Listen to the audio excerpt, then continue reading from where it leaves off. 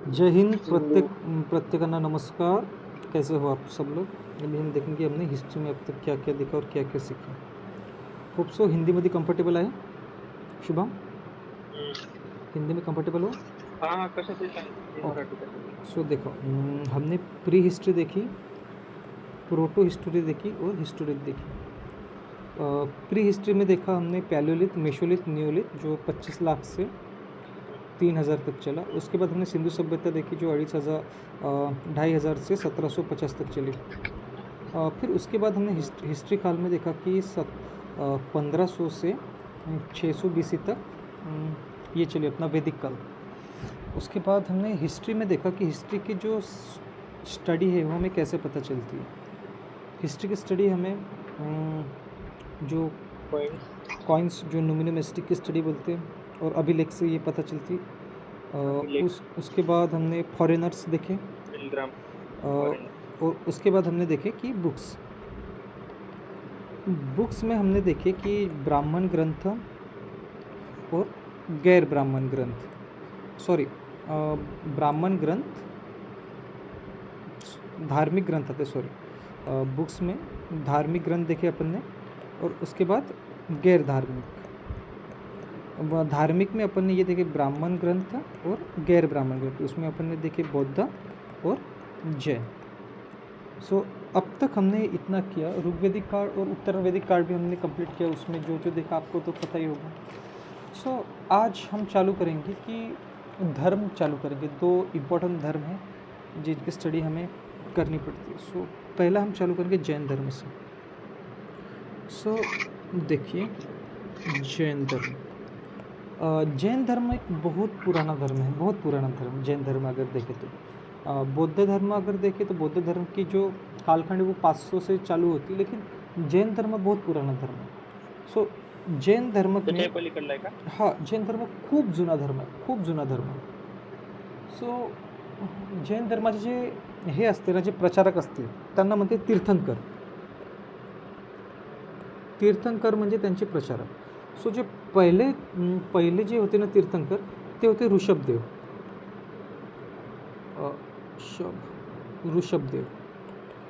So Jain धर्माचे सर्वात पहिले तीर्थंकर होते ऋषभदेव. त्यांचं जे सिम्बॉल होतं ते होतं सांड. जस्ट एकदम फॅक्च्युअल गोष्टी आहे हे आधीची. त्यानंतर त्यांची 19वी तीर्थंकर होती, तिचं नाव होतं मल्लीनाथ. सो त्यांच्यामध्ये आता पण कन्फ्युजन आहे की मल्लीनाथ मेल होती की फिमेल होती, आता पण कन्फ्युजनमध्ये. सो एक तर असं लक्षात येते की जैन धर्माचं जर पहिले तीर्थंकर हे आहे, 19 तीर्थंकर हे आहे. सो याचा टाईम पिरियड खूप जुना असेल जैन धर्माचा.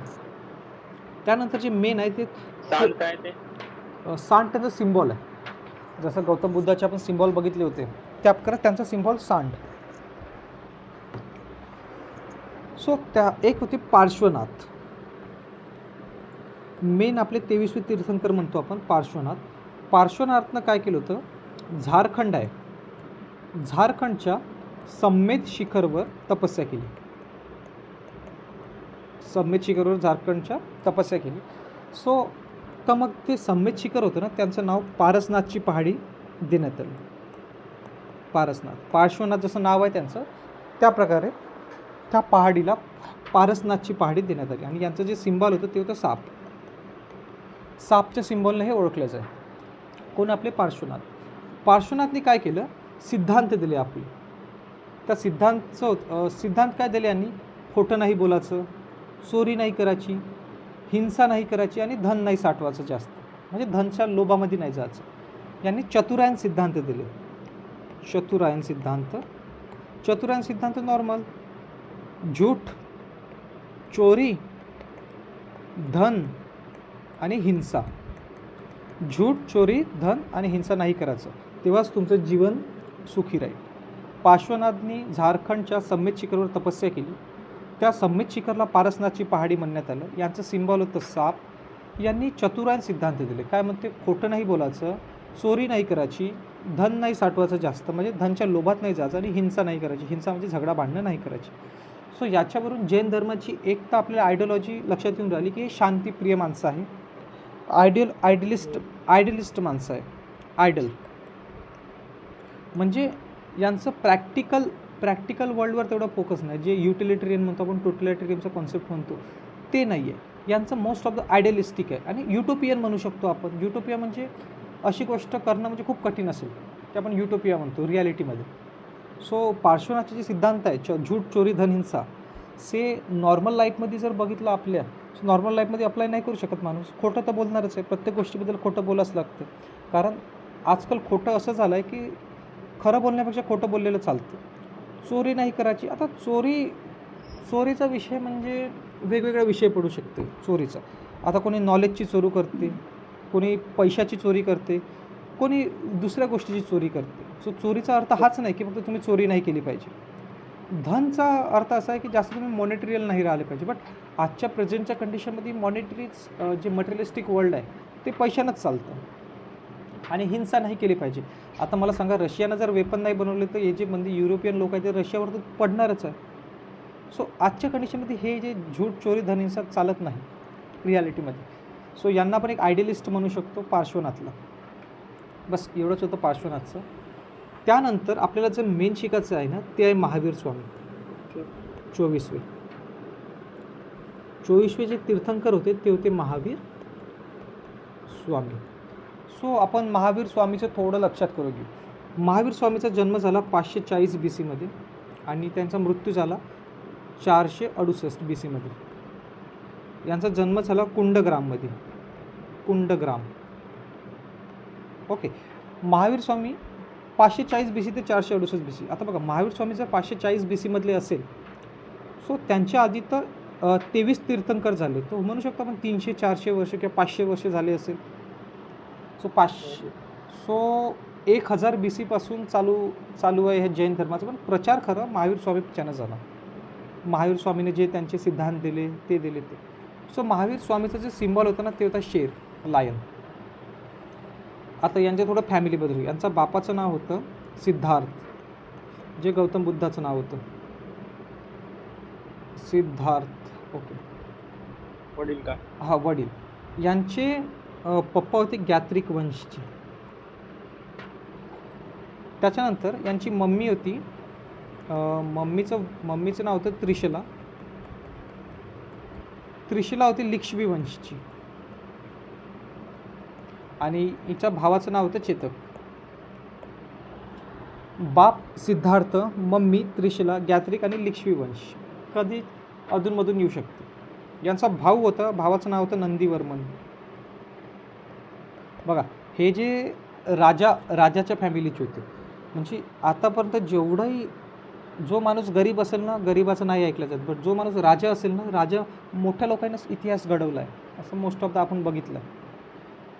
सो आणि यांची पत्नी होती ना, बायको, पत्नीचं नाव होतं यशोदा. कोण?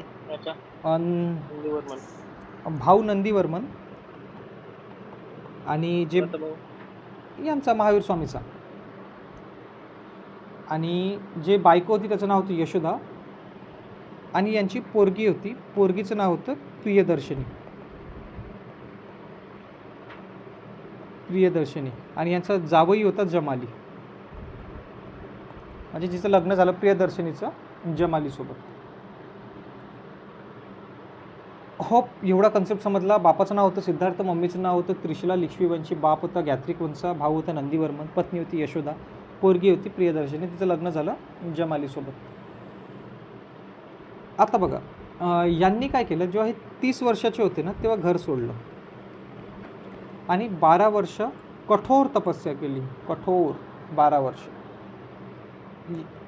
यांना जे ज्ञान भेटलं ना ते जांबिग्राममध्ये ज्ञान भेटलं.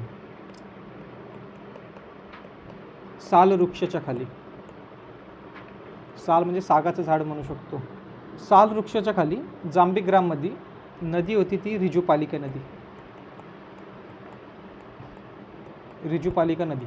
आता बघा, हे गेले जांबिग्राममध्ये, साल वृक्षाखाली बसले, नदी जवळपास होती, रिजुपालिका नदी होती. यांनी 12 वर्ष तपस्या केली, कठोर तपस्या केली आणि यांना ज्ञान प्राप्ती झाली. जेव्हा हे 30 वर्षाचे होते तेव्हा यांनी घर सोडलं. सो यांनी आपले सिद्धांत दिले. यांचं सिद्धांत काय होतं? KFC, crisps fried chicken. Knowledge, faith, knowledge, faith आणि कॅरेक्टर. यांचा सिद्धांत काय होता? नॉलेज, फेथ आणि कॅरेक्टर. सम्यक ज्ञान, सम्यक विश्वास आणि सम्यक श्रद्धा. यांचा सिद्धांत KFC. Knowledge, faith, character. Knowledge, विश्वास ठेवा आणि कॅरेक्टर स्वतःचं चांगलं ठेवा. यांनी जे चतुरायन सिद्धांत होता कोणाचा? पार्श्वनाथचा, त्याच्यामध्ये एक ॲड केलं, ते म्हणे ब्रह्मचर्याचा पालन करा. ब्रह्मचर्याचा फॉलो करायचं. जे चतुरायन सिद्धांत होतं झूठ चोरी धनींचा, त्याच्यामध्ये त्यांनी एक अजून टाकलं, जे आहे ब्रह्मचर्या. सो यांनी आपला जे उपदेश आहे ते बघू. यांनी उपदेश कुठे कुठे दिले? सर्वात फर्स्ट उपदेश दिला राजगीरमध्ये आणि सर्वात शेवट दिला पावापुरीमध्ये. सर्वात पहिला उपदेश राजगीरमध्ये आणि सर्वात लास्ट उपदेश दिला पावापुरीमध्ये. आता बघा यांनी काय काय सांगितलं. यांनी काय म्हटलं की हत्या नाही करायची दुसऱ्या लोकांची, म्हणजे जे जनावर आहे. म्हणून आपण बघू जैन धर्माचे जे लोक आहेत ते झाडू घेऊन फिरते आपल्या हातामध्ये, रस्ता साफ करत जाते, म्हणजे कोणतं पण जनावर किंवा किडा मेला नाही पाहिजे. सो आता सिंपल गोष्ट आहे, हत्या जर नाही करायची. आता जर शेती करत असेल तर शेतीमध्ये हत्या होतेच, किडे मरण, हे मरण, पेस्टिसाईड मरण. सो यांचं काय होतं की कृषी नाही करायची, म्हणजे शेती नाही करायची. यांनी काय म्हटलं? हो, यांचे सिद्धांत होते ते. यांनी काय म्हटलं? आत्माला त्रास द्या. म्हणजे जे पण तुम्हाला करायचं आहे आत्माला त्रास द्या. आत्माला त्रास कसं की कठोर मेथड वापरा. आणि ते कठोर मेथडचं नाव होतं संलेखना मेथड. स्वतःच्या बॉडीला त्रास द्या, काहीच खाऊ नका, काहीच नका करू, एकदम असेच राहा. म्हणजे ते आत्म्याला त्रास देण्याचं काम झालं. आणि तेव्हाच तुम्हाला काय भेटेल? मोक्ष भेटेल. तर यांचं मोक्षमध्ये कैवल्य म्हणते. जे आपण मोक्ष म्हणतो ते त्याला कैवल्य म्हणते. आणि जी यांची मेथड होती ती संलेखना मेथड होती, म्हणजे कठोर. म्हणजे काहीच खायचं नाही, काहीच नाही करायचं, गुपचाप एका झाडाखाली बसून राहायचं, स्वतःच्या आत्म्याला त्रास द्या. म्हणजे आत्म्याला त्रास दिला तर आत्मा एकदाची आपल्या बॉडीतून सोडून देईल आणि कैवल्य भेटेल, आपल्याला मोक्ष भेटेल. सो शेतीच्या खिलाफ होते, कारण हत्या नाही करायची. शेतीमध्ये तर हत्या होते. सो खाईन का माणूस शेती नाही करत तर. सो महावीर स्वामीचे हे थोडे सिद्धांत होते. यांची जी भाषा होती ना ती अर्धमागधी होती. अर्धमागधी प्राकृतिक भाषा होती, नॅचरल लँग्वेज म्हणतो आपण त्याला, Ardhamagadhi. So Mahavir Swami ब्रह्मचर्याची method follow करा म्हणे. ब्रह्मचर्य. सो जर ब्रह्मचर्याची मेथड फॉलो करत असेल तर मग जे सेक्शुअल ॲक्टिव्हिटी होईल ते नाहीच करायची फॉलो. सो यांचा एक थोडा हा ड्रॉबॅक वाटते आपल्याला. बघा महावीर स्वामी ब्रह्मचर्या 540 BC मध्ये जन्म झाला, 468 मध्ये मृत्यू झाला. जन्म कुठे झाला? कुंडग्राममध्ये. बापाचं नाव होतं सिद्धार्थ. सिद्धार्थ होते गॅत्रिकोणची. मम्मी होती त्रिशला होती लिक्षिवंची. त्रिशलाचा भाऊ होता चेतक. त्यानंतर यांचा भाऊ होता नंदीवर्मन. पत्नी होती यशोदा. पोरगी होती प्रियदर्शनी, तिचं लग्न झालं जमालीसोबत. सिद्धांत दिले यांनी KFC. नॉलेज, फेथ आणि कॅरेक्टर. ज्ञान. 30 वर्षाचं असताना यांनी घर सोडलं. 12 वर्ष तपस्या केली. कुठं? जांबीग्राममध्ये. नदी रिजुपालिका नदी, झाड साल वृक्ष. उपदेश सर्वात पहिला राजगीरमध्ये गेला, सर्वात शेवटचा दिला पावापुरीमध्ये. यांनी KFC सिद्धांतामध्ये का सांगितलं? हत्या नाही करायची, अहिंसा नाही करायचं, कृषी नाही करायची, आत्माला त्रास द्यायचा, संलेखना मेथड वापरायची, त्यानंतर तुम्हाला मोक्ष भेटेल. मोक्ष म्हणजे यांच्या लँग्वेजमध्ये होतं कैवल्य. आता महावीर स्वामीचे 2 स्टुडंट्स होते. त्यांचं नाव होतं, एक होतं भद्रबाहू आणि एक होतं स्थूलबाहू. हे त्यांचे प्रिय शिष्य होते, भद्रबाहू आणि स्थूलबाहू. आता काय झालं, जेव्हा महावीर स्वामीचा मृत्यू झाला तेव्हा मग जे बागडोर होती ते भद्रबाहू आणि स्थूलबाहूमध्ये होती. सो स्थूलबाहूंनी काय विचार केलं की आपण म्हणे आपलं जे जैन धर्माचा प्रचार आहे ते करायचं. तर मग हे प्रचार करत करत कर्नाटकमध्ये गेले. कर्नाटकमध्ये प्रचार केला यांनी. आणि जे भद्रबाहू होते तो जागेवरच थांबला तिथे राजगीरमध्ये. सो इथं काय झालं की जे स्थूलबाहू होते यांनी कपडे घालणं चालू केले, श्वेतांबर. म्हणजे यांनी काय केलं, सगळ्या गोष्टीचा त्याग केला. तो कपड्याचा सुद्धा त्याग केला होता महावीर स्वामींनी. सो बिना कपड्याचे राहत होते. आणि भद्रबाहू काय होते, भद्रबाहू तिथंच थांबले. ते हे ॲज इट इज राहिले, दिगंबर म्हणजे विदाऊट कपड्यांचे. सो आज आपल्याला दोन जैन धर्मामध्ये दोन गोष्टी पाहायला भेटते की एक जैन धर्माला जे कपडे घालते आणि एक जे जैन धर्माले आहे ते बिना कपड्याचे राहते. जे कपडे घालते ते स्थूल भाऊचे most of the guidance influence झाले आणि ते व्हाईट कपडे घालते, श्वेतांबर. कपडे घालते म्हणजे श्वेतांबर का? हां, जे कपडे घालणे आहे ते श्वेतांबरवाले स्थूल भाऊचे, जे कर्नाटकपर्यंत ज्ञान प्रचार करायला गेले होते. आणि जे चंद्रगुप्त मौर्य आहे त्यांनीसुद्धा हे घेतलं होतं स्थूल भाऊकडून, जैन धर्माचा प्रचार केला आणि श्रवण बेलगोला कर्नाटकमध्ये तिथे त्यांनी देहत्याग केला होता आपला. सो नंतर बघू. आता बघा, आपण जसं सांगितलं की महावीर स्वामीचे दोन शिष्य होते, भद्रभाऊ आणि स्थूल भाऊ. भद्रभाऊ ॲज इट इज राजगीरमध्ये राहिले आणि त्यांनी काही चेंज नाही केलं स्वतःमध्ये, सो ते दिगंबर म्हणून राहिले बिना कपड्याचे.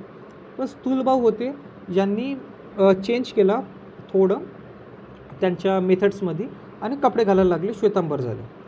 सो आता आपण यांची बघू, मीटिंग्स बघू. जो फर्स्ट मीटिंग झाली ना ती झाली पाटलीपुत्रमध्ये. पाटलीपुत्र, पटना म्हणतो ना आपण, पाटलीपुत्र. सो तेव्हाचे जे अध्यक्ष होते ना ते होते स्थूल भाऊ. फर्स्ट मीटिंग घेतली स्थूल भाऊ, ती झाली 300 BC मध्ये.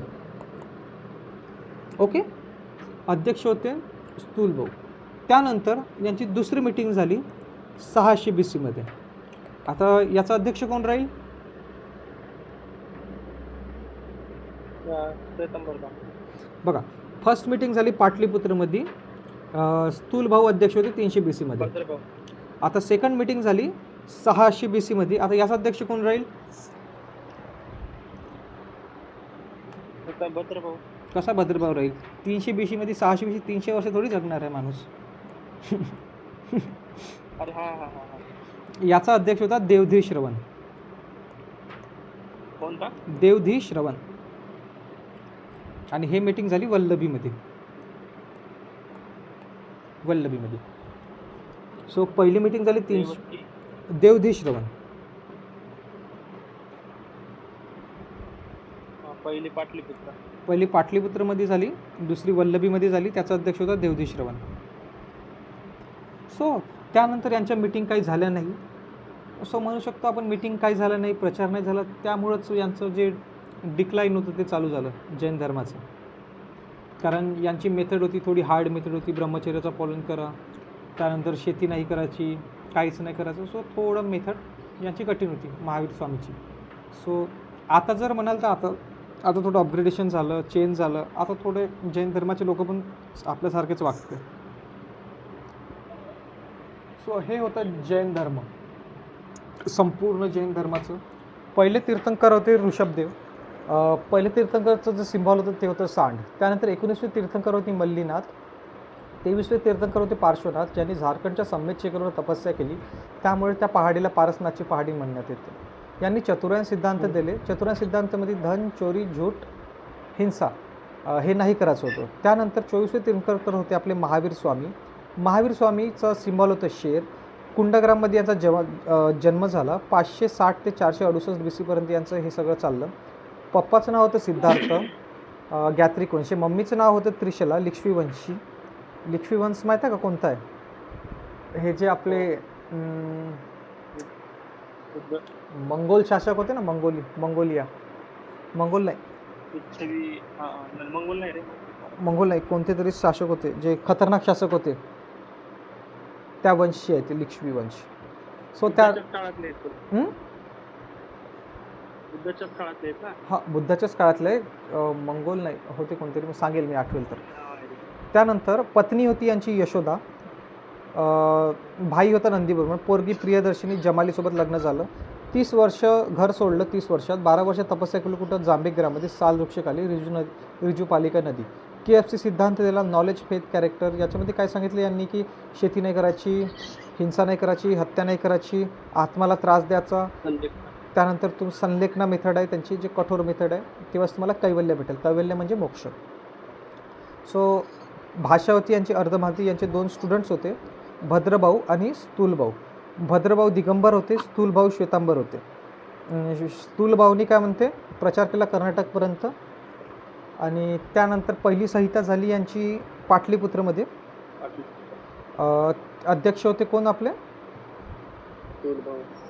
स्थूलभाऊ अध्यक्ष होते जे श्वेतांबर होते. त्यानंतर दुसरी संहिता झाली ती वल्लभीमध्ये झाली 600 ईस्वीमध्ये देवदिश्रमध्ये. सो यांचं फॉलनचं कारण हे म्हणू शकतो की यांची मीटिंग नाही झाली, तेवढं काहीच नाही झालं, मीटिंगवर प्रचार नाही केला यांनी काही. सो जैन धर्माचा फॉल आउट होणं चालू झालं. त्यानंतर बघू आपण बौद्ध धर्म. सो बौद्ध धर्म आपण आता क्विकमध्ये बघू, कारण बौद्ध धर्म आपण आधी शिकला होता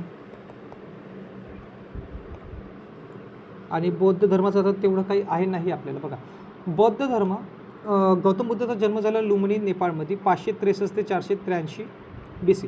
पप्पा होते सुधोधन साक्यवंशी, मम्मी होती महामाया कोलियावंशी, यांची साली होती गौतमी. गौतम बुद्धाचा जो जन्म झाला तेव्हा यांच्या मम्मीचा मृत्यू झाला आणि गौतमीने यांनी पाळलं.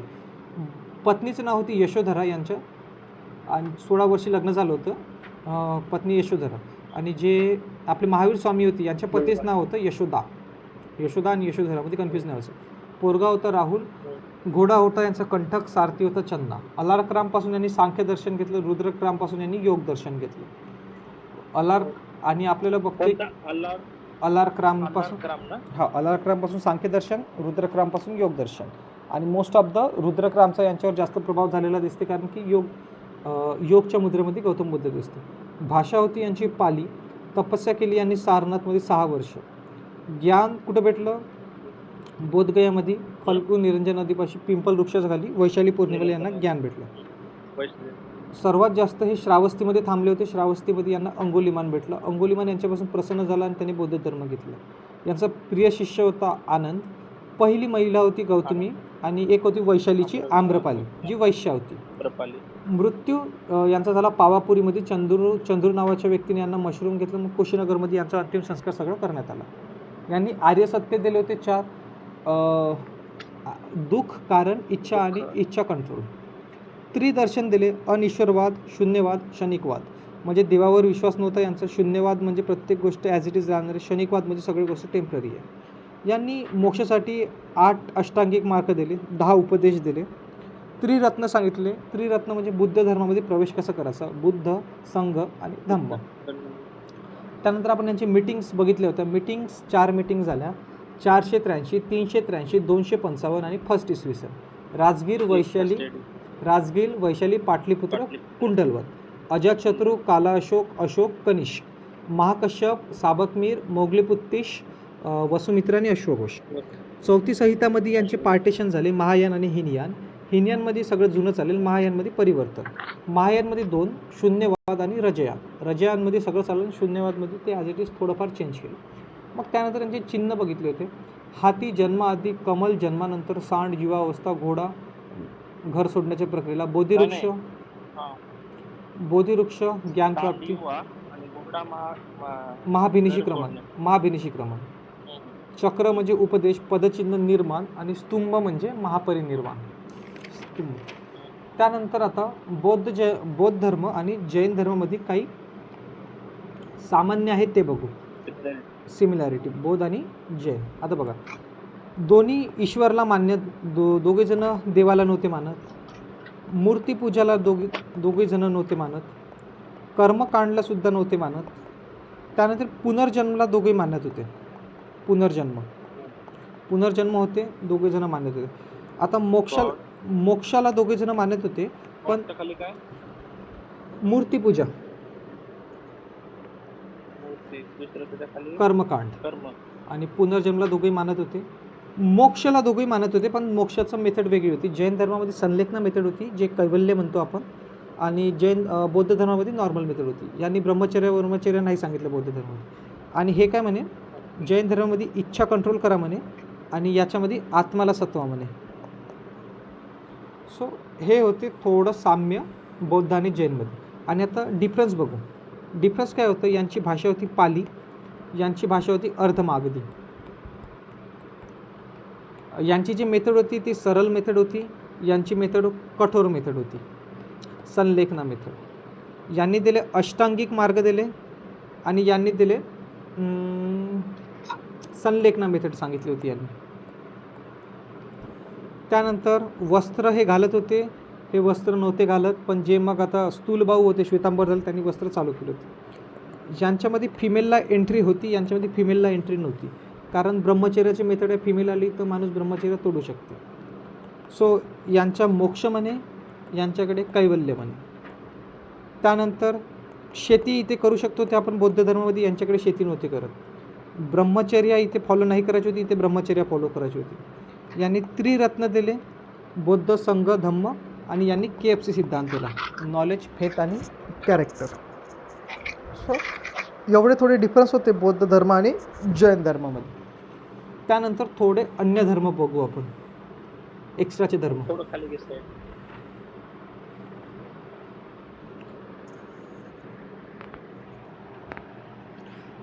सो समजलं हे एवढं? काहीच नाही याच्यामध्ये, बस नॉर्मल कम्पेअर करून पण आपण सांगू शकतो. कृषीच्या खाली काय आहे रे? कृषीच्या खाली ब्रह्मचर्य आणि त्याच्या खाली त्रिरत्न दिले. म्हणत होते ना. हां, नाही, बौद्ध धर्मामध्ये ब्रह्मचर्य करायचं असं नव्हतं. बौद्ध धर्मामध्ये नव्हतं का? नाही, बौद्ध धर्मामध्ये त्यांनी म्हटलंच नाही का तुम्ही ब्रह्मचर्य फॉलो करा. पण जैन धर्मामध्ये ब्रह्मचर्य फॉलो करणं कंपल्सरी होतं तुमचं.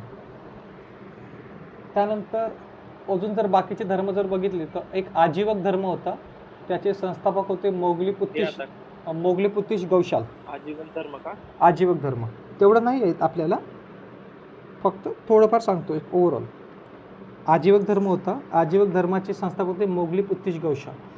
सो अशोकनं काय केलं, बराबरच्या पहाडीवर यांना 4 जागा दिल्या, सुदामा, कर्ण, चोपडा आणि विश्वझोपडी. याच्यावर तुम्ही तुमच्या धर्माचा प्रचार करा म्हणून.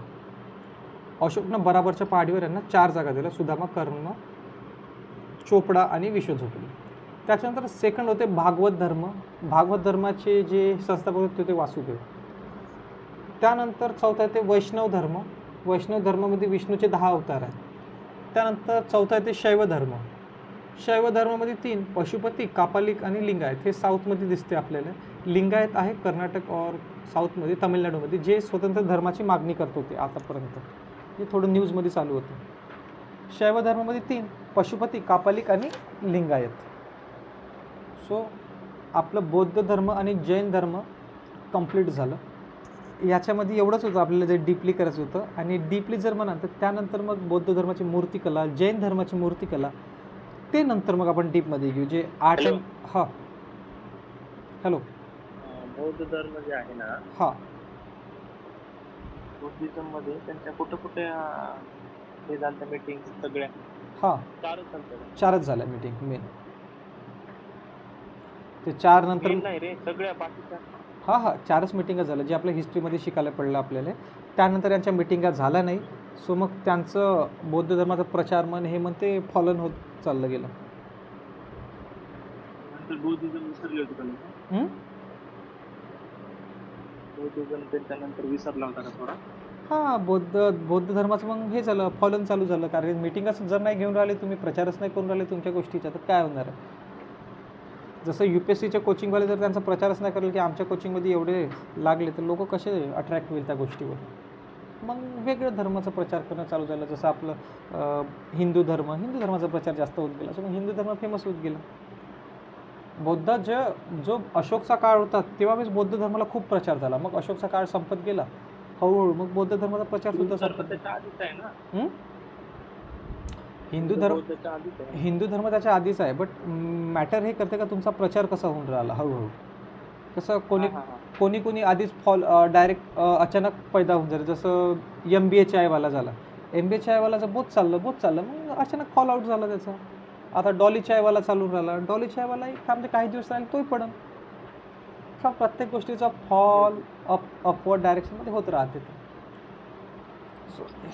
हे सगळं होतं आपलं बौद्ध धर्म आणि जैन धर्माचं. त्यानंतर आता आपण बघू महाजन. त्यानंतर आता बघू UPच्या अतिरेंजी खेरीमध्ये लोखंडाचा शोध लागला. अतिरेंजी खेरी हिस्टॉरिक पिरियड चालू करू आता. एन्शियंट हिस्ट्री चालू करू आता.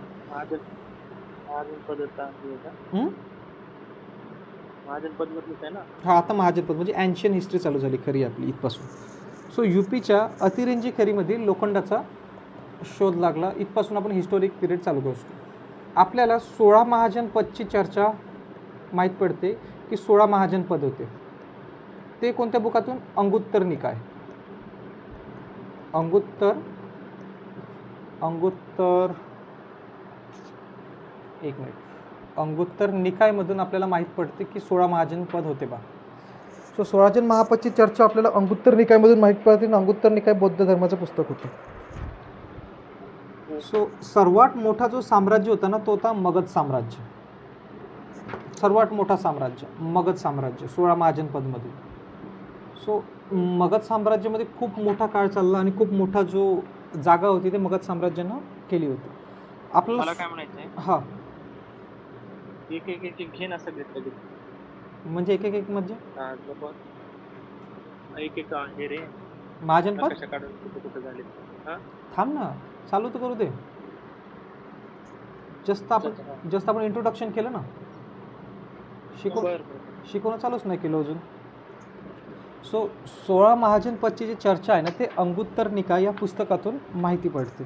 आणि जे सर्वात मोठा महाजनपद होता ते होता मगध साम्राज्य. सर्वात मोठा कोणचा?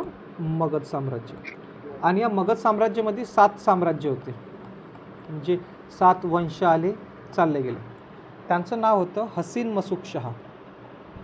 हसीन मसूक शाह. हसीन मसूक शाह म्हणजे सर्वात पहिला वंश होता हर्यंक वंश. हर्यंक वंशानंतरला शिशुनाग वंश, मग नंद वंश, मौर्य वंश, सुंग वंश, कर्ण वंश. श वरून हसीन मसूक शाह, स वरून सातवाहन वंश. हसीन मसूक शाह, स वरून येथे सातवाहन वंश. तर हे 7 वंश मगध साम्राज्यामधून आले होते. सो आपण आधी चालू करू, मगध साम्राज्याबद्दल थोडं बघू. त्यानंतर मग आपण कोणते वंश कुठं होते मॅपनुसार मग मी ते तुम्हाला सांगतो. आधी फक्त थोडा मगध साम्राज्याबद्दल माहिती करून घेऊ. सो बघ, जे मगध साम्राज्य आहे ना, मगध साम्राज्याचं आज फक्त आपण हर्यंक वंश घेऊ. उद्या आपण सगळं मगध साम्राज्य कंप्लीट करून टाकू. सो मगध साम्राज्यामध्ये सर्वात आधी माहीत पडते की रुहद्रथ होता. रुहद्रथचं पोरगं होतं जरासंघ, जे आपल्याला महाभारतमध्ये माहीत पडते. जरासंघ वर्सेस भीमचं युद्ध झालं होतं, मल्लयुद्ध. आणि जरासंघला 2 तुकड्यामध्ये काढलं होतं. त्याच्यानंतर सहदेव आणि त्याच्यानंतर होता रुपुंजय. जरासंघचा मृत्यू झाला तर कृष्णदेवनी आपल्या सहदेवला राजा बनवलं होतं आणि त्याचं पोरगं मग रुपुंजय. सो मगध साम्राज्यामध्ये एवढंच माहिती पडते की रुहद्रथ होता. त्याची पूर्ण साक्ष नाही भेटले आहे ना आपल्याला, म्हणजे महाभारतमध्ये माहिती पडते आपल्याला. सो महाभारतच्या म्हणण्यानुसार मगध साम्राज्याचा रुहद्रथ राजा होता. रुहद्रथच्या नंतर जरासंघ वर्सेस भीमचं मल्लयुद्ध झालं होतं. त्यानंतर जरासंघ हारला तर सहदेवला राजा बनलं होतं कृष्णाने. त्यानंतर राजा बनला रुपुंजय. सो त्यानंतर याची चर्चा माहिती नाही पडत काय झालं काय नाही. सो आता बघू आपण हर्यंक वंश. हर्यंक वंशचा जो राजा होता ना, तो होता बिंबिसार. बिंबिसारला काय होतं की बिंबिसारला आपलं साम्राज्य वाढवायचं होतं आणि खूप मोठं साम्राज्य करायचं होतं. बिंबिसारनं राजधानी बनवली होती राजगीरला, जे UP बिहारमध्ये आहे. याची राजधानी होती राजगीर. आणि याला काय होतं, त्याने वैशाली जिंकायची होती. वैशाली जे मोठं साम्राज्य होतं ते जिंकायचं होतं. सो एक वेळेस काय झालं की हा इंडियन मॅप इथे एक अवंतीचा राजा होता चंद्रप्रद्योत. अवंतीचा राजा चंद्रप्रद्योत, याची तब्येत खूप खराब झाली होती अवंतीच्या राजाची. सो बिंबिसारनं काय केलं, याचा जो हा होता जीवक, जो वैद्य होता, वैद्याला पाठवलं अवंतीमध्ये चंद्रप्रद्योतपाशी की याला ठीक कर. आणि काय म्हणते फॉर्च्युनेटली हा ठीक पण झाला. तर याने काय केलं, जे अवंतीचं राज्य होतं ना ते याला देऊन दिलं बिंबिसारला. आणि याला काय करायचं, याला लग्न करायचा बहुत शॉक होता ह्या बाबूले. सो हा काय करे, नुसता लग्न करत जाय आणि साम्राज्य वाढवायचं, लग्न करायचं साम्राज्य वाढवायचं, लग्न करायचं साम्राज्य वाढवायचं. आणि याला वैशाली जिंकायची होती, जो हा वैशाली नाही जिंकू शकला. आणि याचं वय होत गेलं. याचं जे पोरगं होतं अजातशत्रूला याने राजा नाही बनवलं, याला स्वतःच राजा राहायचं होतं. सो अजातशत्रू चिडला आणि यानं आपल्या सभेमध्ये बापाले मारून टाकलं. भाला घेतला ना, भाला सिद्धा याच्या बापाच्या छातीमध्ये मारला आणि बापाचा मृत्यू झाला अजातशत्रूचा. बिंबिसारचा मृत्यू झाला. हां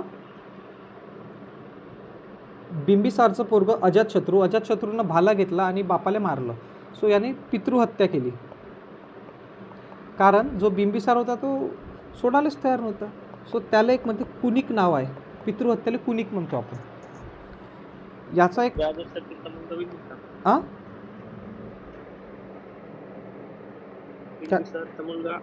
अजातशत्रू. अजातशत्रूनं भाला घेतला ना, भाला भर सभामध्ये आपल्या बापाच्या ह्याच्यात खोपसल्यानं म्हटलं का आता मीच राजा आहे. यांनी वैशाली जिंकली होती. अजातशत्रूंनी वैशाली जिंकली, जे बिंबिसार नाही जिंकू शकला. ज्याचा एक गुप्तचर होता वर्षकार.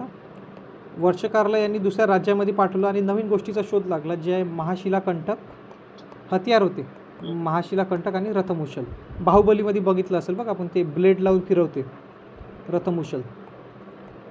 से 2 गोष्टीचा शोध लावला वर्षकारनं, महाशिलाकंटक आणि रथमुशल हत्यार होते. सो अजातशत्रू तसाच. आता अजातशत्रूसुद्धा आपली जागा सोडायला तयार नव्हतं. याचा पोरगं होतं उदाईन.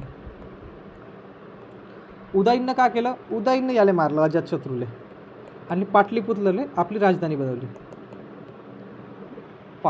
जैसी करणी वैसी भरणी. बिंबिसारले अजातशत्रूनं मारलं, तर अजातशत्रूले त्याच्या पोरानं मारलं उदाईननं. सो त्यानंतर उदाईनचं पोरगं होतं नागदशक. तर आता काय झालं असं, नागदशकनं सुद्धा उदाईनला मारलं असेल का? नाही. उदाईन समजदार होता. उदाईन का म्हणे, यार म्हणे असंच होत चालली म्हणे हिस्ट्री म्हणे, आपण काय करू म्हणे, डायरेक्ट आपल्या पोराला हे देऊन देऊ म्हणे, वंश देऊन देऊ म्हणे. सो उदाईननं काय केलं, नागदशकले राजा बनवून टाकलं. अंतिम शासक होता हा हर्यंक वंशचा. अंतिम शासक कोण, नागदशक. सो आता याच्यामध्ये काय झालं, जो याचा सेनापती होता ना शिशुनाग, शिशुनागनं त्याला मारून टाकलं. शिशुनागनं नागदशकले जा. मग याच्यानंतर जो वंश चालू झाला ना, तो झाला शिशुनाग वंश.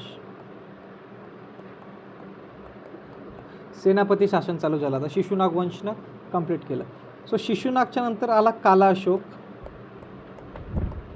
काला अशोकनं राजधानी बनवली वैशालीले. आणि काला अशोकचा जो सेनापती होता नंदीवर्मन, नंदीवर्मननं काला अशोकले मारलं, नंदीवर्मननं. आणि मग नंदवंश चालू झाला. नंदवंश. नंदीवर्मन होता सेनापती कोणाचा, काला अशोकचा. नंदी.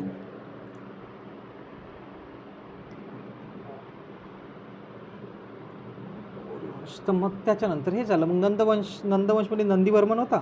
नंदीवर्मनचा सेनापती होता महापदमनंदनं याला मारलं नंदीवर्मनने.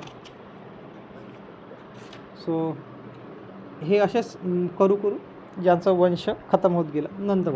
नंदवंशचा सर्वात शेवटचा शासक कोण होता, महापदमनंदनं मारलं, खतम. नंदवंश चालू झाला. मग मौर्य वंश. महापदमनंदच्या नंतर धनानंद. महापदमनंदचं पोरगं धनानंद होतं. धनानंदले मारलं चंद्रगुप्त मौर्यनं. मग मौर्य वंश चालू झाला. सो याची एवढी स्टडी करायची होती आपल्याला. जे मौर्य वंश आहे, मौर्य वंश डीपमध्ये आहे. मौर्य वंशमध्ये आपण सिकंदर पाहू, अलेक्झांडर, चंद्रगुप्त मौर्य, चाणक्य बघू. मग चाणक्यनं काय काय लिहिलं होतं ते सुद्धा आपण मौर्य वंशमध्ये बघू. सो हां, ते उद्या बघा. नाही, ते उद्या बघायला लागेल, कारण ते जर आजच बघितलं तर खूप मोठं होईल. सो त्याला मिनिमम 1 आवर द्यावं लागते. सो आता आपण थोडं क्विक रिव्हिजन बघू की काय काय झालं बघा. सो आपण बघितलं यूपीच्या अतिरंजी खिरीमधील लोखंडाचा शोध लागला. 16 महाजनपदची चर्चा अंगुत्तर निकाय या पुस्तकातून माहीत पडली. सर्वात मोठा साम्राज्य होता तो होता मगधचा साम्राज्य. हसीन मसूक शाह. आपण बघितलं हर्यंक वंश. हर्यंक वंशचा जो शासक होता तो होता बिंबिसार. बिंबिसारला लग्न करायचा शौक होता. त्याने जी आपली राजधानी होती राजगीरला बनवली होती. त्याच्यानंतर जीवक होता. जीवकले अवंतीमध्ये पाठवलं. अवंतीचा राजा होता चंद्रप्रद्योत. त्याला बिमारी झाली होती. त्याला बिमारीला ठीक केलं. तर मग यानं खुशी आपलं राज्य याला देऊन दिलं, बिंबिसारले वैशाली जिंकायची होती, पण वैशाली नव्हता जिंकू शकला. सो बिंबिसार बुडा झाला होता तरी तो राज्यच करत होता. तर बिंबिसारचं पोरगं जे होतं अजातशत्रूनं भाला घेतला आणि सिद्धा आपल्या बापाच्या छातीमध्ये मारला. बापाचा मृत्यू झाला. सो याला कुनिक सुद्धा म्हणते अजातशत्रूनं वैशाली जिंकली होती आणि वैशाली आपली राजधानी बनवली. याचा जो वर्षकार होता गुप्तचर, यांनी 2 हत्यारचा शोध लावला, महाशिलाकंटक आणि रथमुशल. अजातशत्रूचं पोरगं होतं उदाईननं अजातशत्रूला मारलं. आणि पाटलीपुत्रला राजधानी बनवली. उदयनचं डोकं लागलं होतं की हिस्ट्री रिपीट नाही झाली पाहिजे, म्हणून यानं आपल्या पोराला स्वखुशीनं राज्य दिलं. पण पोट्ट्याला राज्य दिलं. पोट्ट्याचा जो सेनापती होता शिशुनागनं त्याचं हे केला, काय म्हणते, मर्डर केला. मग त्याचा शिशुनाग वंश चालू झालं. शिशुनाग वंशमध्ये काला अशोक होता. काला अशोकनं राजधानी वैशालीला बनवली. त्याच्यानंतर काला अशोकचा मृत्यू, जे सेनापती होता नंदीवर्मननं काला अशोकले मारलं. आणि सॉरी थोडं चुकलं. काला अशोकच्या नंतर नंदीवर्मन झाला होता. काला अशोकच्या नंतर नंदीवर्मन राजा झाला. आणि नंदीवर्मनचा जो सेनापती होता महापदम नंद, ओके, महापदम नंद नंदीवर्मनले मारलं. आणि त्याच्यानंतर नंदवंशचं स्थापन झाले. महापदम नंदच्या नंतर आला धनानंदच्या नंतर आला मौर्य वंश. सो उद्या आपण बघू की धनानंदची स्टोरी कशी होती. धनानंद एक प्रकारचा एकदम नशेडी माणूस होता. आपल्या सैन्याकडे काहीच नाही करे, ज्यांना फक्त पोराईमध्ये राहण्याचा हा प्रयत्न करे. पोराईमध्ये राहण्याचा प्रयत्न करत होता कोण? आपला धनानंद. नशेडी, आपल्या जनतेकडे काहीच लक्ष नाही, स्वतः सेल्फ सॅटिस्फॅक्शन करत होता. हा यज्ञवल्लेचा फॅन होता. यज्ञवल्लेनं काय म्हटलं, जीवन स्वर्ग संसार, हे तोच मेथड फॉलो करत होता. जीवन स्वर्ग संसार कोण? आपला धनानंद. सो ऑब्वियसली प्रत्येकजण चिडले होते धनानंदपासून. सो धनानंदचा मृत्यू होणारच होता. सो मग चंद्रगुप्त मौर्याने धनानंदचा मृत्यू केला, त्याला मारला आणि मौर्यवंश स्थापन केली. सो बस एवढंच होतं आपलं कोणते महापदम काय म्हणते मगध साम्राज्याचे आपण 4 वंश बघितले. कोण? हर्यंक वंश, शिशुनाग वंश, नंदवंश आणि मौर्यवंशी जस्ट आपण फक्त सुरुवात केली. मौर्यवंश बघितला नाही आपण. त्याच्या आधी आपण काय बघितलं होतं? बौद्ध धर्म बघितला आणि जैन धर्म बघितला. होप सो तुम्हाला समजलं असेल. आजच्यासाठी एवढंच. मी आता रेकॉर्डिंग बंद करतो फक्त.